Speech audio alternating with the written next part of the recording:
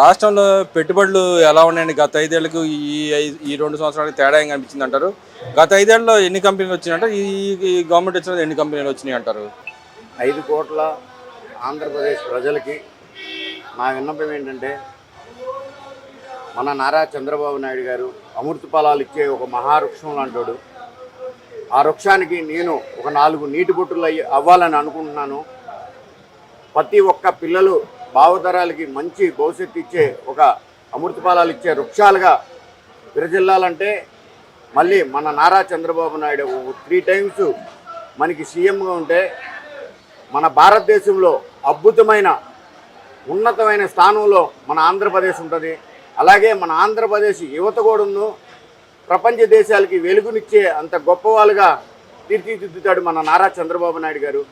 మన నారా చంద్రబాబు నాయుడు గారు ఒక లిజన్.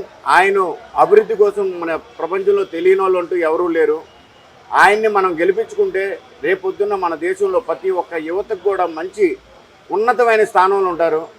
నేను ఈ పార్టీలో నారా చంద్రబాబు నాయుడు గారు అనే మహావృక్షానికి ఒక 4 నీటి బొట్లు అయ్యి ఇంకా నేను ఎంత ఎలలేని సేవ మన నారా చంద్రబాబు నాయుడు గారికి, మన లోకేష్ బాబు గారికి అందించాలి. అంటే ఇక్కడ గతానికి ఇప్పుడు తేడా ఏం కనిపించింది? మీకేం కనిపించింది అంటారు? నారా చంద్రబాబు తేడా ఏంటంటే, ప్రతి ఒక్కరు చూస్తూనే ఉన్నారు. అనుకున్న పథకాలన్నీ విడుదల చేశారు మన నారా చంద్రబాబు నాయుడు గారు ఇంత కష్ట పరిస్థితిలో కూడా.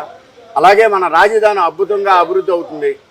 అలాగే మన రాష్ట్రంలో వైజాగ్ కానీ, విశాఖపట్నం, శ్రీకాకుళం జిల్లా కానీ, ఎయిర్పోర్ట్ కానీ, మన నీటికి సంబంధించింది కానీ అన్ని విధాలుగా అభివృద్ధి పడంలో నడిపిస్తున్న మన నారా చంద్రబాబు నాయుడు గారికి మన ఆంధ్రప్రదేశ్ ప్రజలు ఏంటంటే ఒకేసారి ఆలోచించవలసిన విషయం ఏంటంటే, మన రాష్ట్రం బాగుండాలి, అభివృద్ధిలోకి రావాలనుకుంటే మినిమం ఒక 3 సార్లు ఆయనకి ఇస్తే మన రాష్ట్రాన్ని ఎక్కడో తీసుకెళ్ళి ఒక చెప్పుకోలేనంత తీర్చిదిద్దాడు. మీరు అన్ని మాటలు చెబుతా ఉన్నారు కానీ వైసీపీ నాయకులు అంటుంటారు అసలు పరిపాలనే చేత కాదు చంద్రబాబు నాయుడుకి. ఒక పెట్టుబడులు తీసుకురావడం చేత కాదు, ఒక డీజిల్ పెట్రోల్ తీసుకురావాలని వ్యక్తి కంపెనీ తెస్తాడు. మా నాయకుడు ఉంటే కంపెనీలు తెచ్చాడు, మేము కంపెనీలు తెచ్చి వాడు చెప్పుకుంటూ తిరుగుతూ ఉన్నారని చెప్పి మాట్లాడుతూ ఉన్నారు కదా వాళ్ళు. ఇప్పుడు ఎంతోమంది చంద్రబాబు నాయుడు గారు అంటే గిట్టనోళ్ళు, ఆయన గుండి అవగాహన లేని వాళ్ళు ఎన్నో మాట్లాడుతుంటారు. అవన్నీ పట్టించుకోవచ్చు. ఇప్పుడు ఏనుగు వెళ్తుంటాయి సార్, ఎన్నో విధాలుగా అన్నీ మరుగుతుంటాయి. అవన్నీ కాదు సార్. మనకి రాష్ట్రం బాగుండాలి, మన రాష్ట్ర ప్రజలు బాగుండాలి, మన భావతరాల పిల్లలు బాగుండాలంటే మన నారా చంద్రబాబు నాయుడు గారు ఏకదాటిగా సీఎం ఉండాలని ప్రతి ఒక్క యువత కోరుకుంటుందండి. ప్రతి ఒక్క సైనికుడు కోరుకుంటున్నాడండి. అంటే ఇక్కడ మహిళ కోరుకుంటుందండి. ప్రతి ఒక్క వ్యక్తి ఆంధ్రప్రదేశ్లో మన రాష్ట్రం బాగుండాలి, ముందుకెళ్ళాలి, రేపు పొద్దున్న పిల్లలకి మంచి భవిష్యత్తుని ఇవ్వాలనుకుంటే మన నారా చంద్రబాబు నాయుడు గారు, మన లోకేష్ బాబు గారు, మన పవన్ కళ్యాణ్ గారు, కూటమి ప్రభుత్వం ఇలాగే ఒక 3 టైమ్స్ పరిపాలిస్తే మన రాష్ట్రం అసలు ప్రపంచ దేశాలకి చెప్పుకునే విధంగా ఉంటుంది మన ఆంధ్రప్రదేశ్. అలాగే మన ఆంధ్రప్రదేశ్ అంటున్నాం కానీ మన రాజధాని అద్భుతంగా తీర్చిదిస్తున్న అమరావతి అనే ఒక రాజధానిని నియమిస్తున్న మన నారా చంద్రబాబు నాయుడు గారిని హృదయపూర్వకంగా శిరస్సు వంచి చేతులు వచ్చి నమస్కారం. కానీ ఇక్కడ చూసుకుంటే 40 ఏళ్ళు ఎక్స్పీరియన్స్ ఉందని చెబుతూ ఉంటాడు కానీ ఎక్కడ కూడా పక్కన డేటా వాళ్ళు ఏదైతే చేశారో ఆ క్రెడిట్ చోరీ పాల్పడుతూ ఉంటాడు తప్పితే ఆయనకంటే స్వతహాగా ఏం చేత కాదు. గతంలో హైదరాబాద్ డబ్బా కొట్టుకుంటాడు తప్పితే ఆ డబ్బా కూడా ఆయన చేసింది కాదు.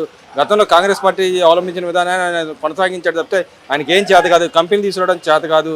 ఇంకో పక్కన ఏదైతే పెట్రోల్ డీజిల్ అంటే కొరత సృష్టించి అమరావతిలో లక్షల లీటర్లు ఆయన అక్కడ పోస్తూ ఉన్నాడు తప్పితే ప్రజల కష్టాలను పట్టించుకోవట్లేదని చెప్పి ఇంట్లో పడుకున్నాడని చెప్పి మాట్లాడుతూ ఉన్నారు కదా వాళ్ళు. ఏంటి ఆంధ్రప్రదేశ్ ప్రతి ఒక్క ప్రజలకు తెలుసండి ఇంట్లో పడుకునే వాళ్ళు ఎవరు, ఇంట్లో ప్రజల కోసం పనిచేసే వాళ్ళు ఎవరు. ఇప్పుడు ఈరోజు ఆంధ్రప్రదేశ్ ఇంత అప్పుల్లో ఉన్నా సరే ఈ రకంగా పరిపాలన సాగిస్తున్నారంటే కూటమి ప్రభుత్వం, మన నారా చంద్రబాబు నాయుడు గారు కానీ, మన లోకేష్ బాబు గారు కానీ, మన పవన్ కళ్యాణ్ గారు కానీ ఎంత అద్భుతంగా కృషి చేస్తున్నారనేది ఆంధ్రప్రదేశ్ ప్రజలందరికీ తెలుసండి. మనం మాట్లాడితే మనం ఏదో మాట్లాడినంత మాత్రాన అబద్ధాలు నిజం అవ్వు, నిజాలు అబద్ధాలు అయిపోవండి. అంటే కేంద్ర గవర్నమెంట్ నా చేతిలో చెప్పుకునే తిరిగే చంద్రబాబు నాయుడు గారు ఈరోజు రాష్ట్రంలో పెట్రోల్ కొరత నువ్వు సొంతంగా సృష్టించావు తప్పితే అక్కడ కేంద్రంలో మా ఎంపీలు వెళ్ళి అడిగినా కూడా ఆ కేంద్ర గవర్నమెంట్ ఈ గవర్నమెంట్ ఫెయిల్యూర్ అని చెప్తా ఉంది, నువ్వు ఎందుకు పనికి వస్తావు అని చెప్పి మాట్లాడుతూ ఉన్నాడు కదా. ఏంటి ఇప్పుడు పెట్రోల్ కొరత అనేది మన రాష్ట్రానికి ఒకటే కాదండి, ప్రతి ఒక్క రాష్ట్రంలో ఉంది. అంటే పక్క రాష్ట్రంలో దొరుకుతుందండి కదా కాంగ్రెస్ పార్టీ. లేదండి, మన రాష్ట్రంలో కూడా ఎక్కడ దొరకట్లేదండి. అన్ని బంకుల్లో అన్ని విధాలు దొరుకుతుంది. ఒక్కొక్కరు వచ్చి ఎప్పుడు కొన్ని నెల రోజులు సరిపడగా ఆయిల్ టిన్నులు నింపేస్తుంటే మనకి అవసరం లేనిది కూడా పొదుపు చేసుకుని పక్కన పెట్టుకుంటుంటే రేపు పొద్దున్న అందించిన వాళ్ళు కంపెనీలు ఏ రకంగా అందిస్తాయండి? అదొకటి మనం ఆలోచించాలా. మన లోపం ఎక్కడ ఉందంటే మనం తెలుసుకోవాల్సింది ఏంటంటే ప్రజల్లో ఉందండి. నాకు 10 లీటర్ల పెట్రోల్ నాకు అవసరం అండి, నాకు 3-4 రోజులు సరిపడగా ఒక 200-300 కొట్టించుకోవాలి. అలాగే ఏం చేస్తున్నారంటే అలా కాకుండా ట్యాంకులు నింపుకొని పక్కన దాచుకుంటున్నారండి. అంటే ఆ భరోసా ఎందుకు కలిపిలేకపోయిందంటే ఆ భరోసా అంటే జనాల్లో ఇది ఒక క్రెడిట్ చేస్తున్నారండి. ఆయిల్ దొరకట్లేదని ఒక క్రెడిట్ చేసేసరికి డబ్బులు ఉన్న వాళ్ళు ఏం చేస్తున్నారు, ట్యాంకులు నింపుకొని పక్కన పెట్టుకుంటున్నారండి. అలా కాకుండా ప్రభుత్వం కూడా ఒక నియమం ప్రకటించాలండి. మినిమం ఇన్ని లీటర్లు ఎంత అవసరమో ప్రతి ఒక్క కారుకి కానీ ప్రతి ఒక్క వర్క్ చేసే డీజిల్ సంబంధించిన వర్క్ చేసే మిషనరీకి కానీ ఎంత ఇవ్వాలో అంతే అందించాలండి. 100 లీటర్లు ఒక్కొక్కరికి ఇవ్వటం అది ఎంతవరకు? బ్లాక్ లో వీళ్ళు అమ్ముకుంటున్నారంట కదా. బ్లాక్ లో అమ్మటం కాదండి, అవసరాన్ని బట్టి కొని పక్కన పెట్టుకుంటున్నారు. బ్లాక్ లో అమ్ముకుంటే అది ఎంతవరకు కరెక్ట్? అది చాలా తప్పు. నిజంగానే గవర్నమెంట్ బ్లాక్ లో అమ్ముతుందా అక్కడ? ఎక్కడ బ్లాక్ లో అమ్మినట్టు నిరూపణ ఉండాలి కదండి, ప్రూఫ్ చూపించాలిగా. ఇప్పుడు నేను ఒక తప్పుడు ప్రచారం చేసినంత మాత్రం అది నిజం అయిపోయిందండి, అంటే అబద్ధం అయిపోయింది. అంటే ఇక్కడ కలెక్టర్ కూడా అడ్డు పెట్టుకుని కలెక్టర్ కూడా అధికారుల చేత తప్పులు మాట్లాడుతున్నారు చంద్రబాబు నాయుడు గారు. అంత రాష్ట్రం మొత్తం కొరతతో అల్లాడిపోతా ఉన్నారు, ఎక్కడ పట్టించుకోవట్లేదు. ఓ పక్కన వెళ్ళి ఇంట్లో పడుకున్నారు, ఎక్కడ పడుకున్నారని చెప్పి మాట్లాడుతూ ఉన్నారు. ఏంటి ఎంత ఒక మాటేనండి, ఎలాంటి కుటుంబానికైనా సరే ఏదో రోజు ఏదో చిన్న లోట్లు వస్తుంటాయండి. అలాగే ఎక్కడో యుద్ధాలు జరుగుతున్నాయి, దాని మూలన మనకి పెట్రోలు డీజిల్ ఇబ్బందుల్లో ఉన్నాం. ఇబ్బందులు ఉండేటప్పుడు అవకతవకలు కొన్ని జరుగుతుంటాయి. అన్నీ పని నారా చంద్రబాబు నాయుడు గారి నెత్తి మీద రుద్దటం అది ఎంతవరకు కరెక్ట్ కాదు. ఇది చేయవలసింది అధికారులు, దానికి పాట పాడుకున్న వాళ్ళు, టెన్నర్లు వేసిన వాళ్ళు, వాళ్ళు జాగ్రత్తలు తీసుకొని వాళ్ళు ఆయిల్ తెప్పించుకొని. అంటే అధికారుల మీద అజమాయిషీ చేసిన వ్యక్తి ఇలా తప్పించుకుంటే ఎలా అని చెప్పి మాట్లాడుతున్నారు. అదేం కాదండి, అది చాలా తప్పు.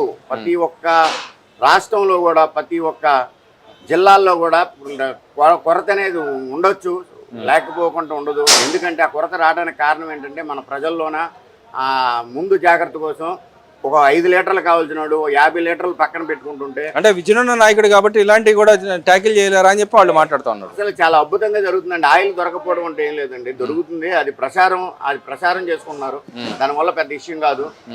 చిన్న పొరపాట్లు అనేవి ఎక్కడైనా జరుగుతుంటాయి, దాన్ని సరిదిద్దుకొని.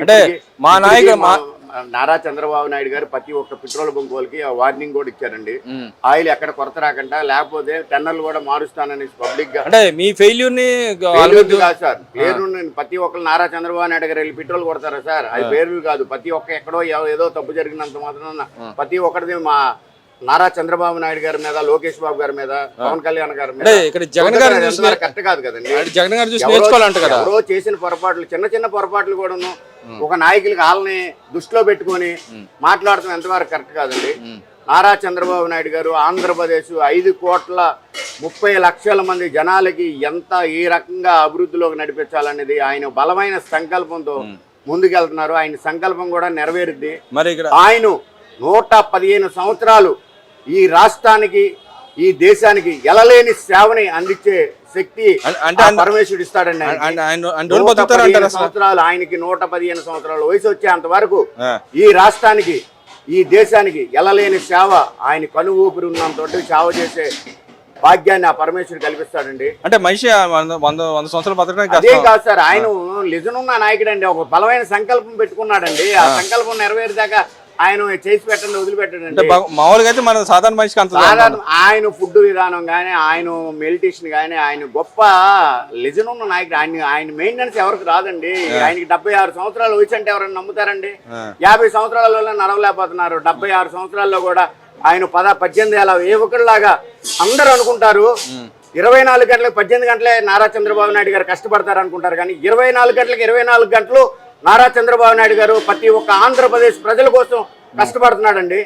అది నిద్ర పోయినప్పుడు కూడా ప్రజల కోసం ఆలోచించే గొప్ప నేత మన నారా చంద్రబాబు నాయుడు గారు. మరి ఇక్కడ చూసుకుంటే పార్టీ విధానాలు, ఒక పార్టీ సరైన విధానాలు తెలుగుదేశం పార్టీకి వేసి ఒక నికార్సైన వేసి అయినా సరే ఓ పద్ధతి ప్రకారం వెళ్ళి పెళ్లి చేసుకున్న ప్రకారం వెళ్ళేది. ఈ పార్టీకి వేసి కొన్ని అర్హత కూడా లేదని పేరు నేను అని మాట్లాడుతా ఉన్నాను. ఏసు అనేది ప్రతి ఒక్క ఆడపిల్ల, ప్రతి ఒక్క తల్లిదండ్రులు ఆలోచించవలసిన గొప్ప విషయం ఏంటండి. ఏసు కూడా ఆ పిల్లల కోసమే పక్కనోడు పక్కన పడుకుంటానికి పిల్లల్ని బతికించాలన్న ఒక ఉద్దేశం సదుద్దేశంతోనే ఏసి పని చేసిద్దండి.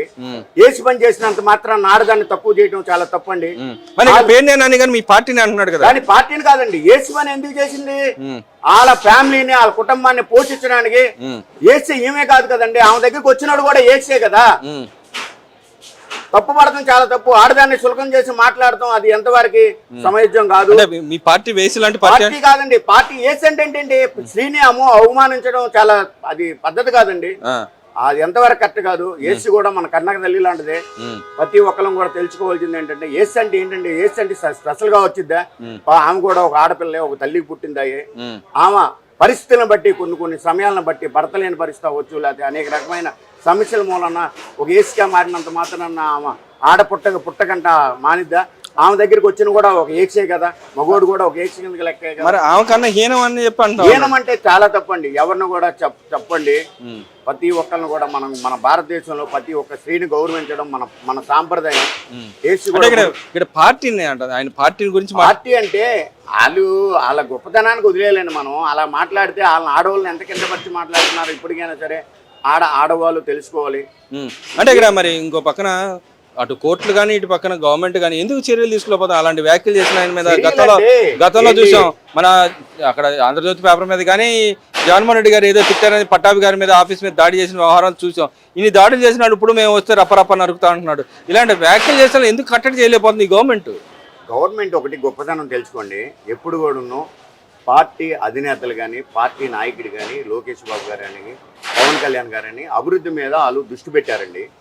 ఇలాంటి మాటలని వీటిని పట్టించుకొని అభివృద్ధి మీద దృష్టి ఆపేసి ఇలాంటి వాళ్ళ గురించి ఆలోచించమంటారా? మీరు చెప్పండి. మనం చేయవలసిన పార్టీ ప్రజలు అధికారంలోకి ఇచ్చినప్పుడు ప్రజలకు చేయవలసిన మేలు ఏంటి, ప్రజలకి మనం ఏం చేస్తున్నాం అనేది ప్రతి ఒక్క నాయకుడిలో ఆలోచించవలసిన విషయం అదండి. మాట్లాడారని వాళ్ళు చేసే పని దృష్టి మీద మానేసి వీళ్ళు మాట్లాడుతున్నారని వీళ్ళ మీద దృష్టి పెట్టమంటారా? మీ ఉద్దేశం? ఆ ఉద్దేశం అది కాదు, కనీసం కట్టడి చేయాలి కదా అంటాను. కట్టడి అంటే వాళ్ళు వాక్కునే వాళ్ళు వాక్కుంటుంటారండి, అలాంటివి పట్టించుకోకూడదండి. వీళ్ళు ఒక స్ట్రైట్ గా ఒక గోల్ పెట్టుకున్నారు, ఒక ఆంధ్రప్రదేశ్ ఒక మేలు చేయాలన్న ఒక బలమైన సంకల్పంతో ముందుకెళ్తున్నారు. వెళ్ళేటప్పుడు ఎన్నో ఆటంకాలు వస్తుంటాయి. ఆటంకాలను కూడా దాటి వెళ్ళినప్పుడే ఈ రోజు మా నారా చంద్రబాబు నాయుడు గారు అంత గొప్పగా పరిపాలిస్తున్నాడు. రేపు పొద్దున కూడా నేను పర్టికులర్గా చెప్తున్నానండి, నేను ఆ పరమేశ్వరుని పరిపూర్ణంగా నమ్ముతాను. నారా చంద్రబాబు నాయుడు గారు 115 సంవత్సరాలు మన ఆంధ్రప్రదేశ్కి మన భారతదేశానికి ఎలలేని సేవ అందించే ఆ శక్తి ఆ విజయేశ్వరుడు, ఆ దుర్గా మల్లేశ్వరి అమ్మవారు, ఆ భగవంతుడు ఇస్తాడని మనస్ఫూర్తి కోరుకుంటున్నాను. దీంట్లో ఎటువంటి సందేహం లేదు. అంతకాతే మీ ఛానల్ ఏ ఛానల్లోనే పెట్టుకోండి, 115 సంవత్సరాలు నారా చంద్రబాబు నాయుడు గారు మన రాష్ట్రానికి ఎలలేని సేవ అందిస్తాడు. అది పక్కాగా రాసుకోండి, దాంట్లో ఎటువంటి సందేహం లేదు. ఎందుకంటే 115 సంవత్సరాలు అంటే 7 అంకె అండి, గుర్తుపెట్టుకోండి. ఏ మనిషి అయినా జీవించేది 7 రోజులేనండి, ఆ 7 రోజులకు మించి ఉండదు. అలాగే మా నారా చంద్రబాబు నాయుడు గారు 115 సంవత్సరాలు పక్కాగా మన రాష్ట్రానికి మన దేశానికి ఆయన సేవ అందించి ఈ రాష్ట్రాన్ని కనులు వైభవంగా ప్రపంచ దేశాలకు చూపించే విధంగా తీర్చిదిద్దే మా నారా చంద్రబాబు నాయుడు గారు ప్రజలకి ఎలలేని సేవ అందిస్తాడండి.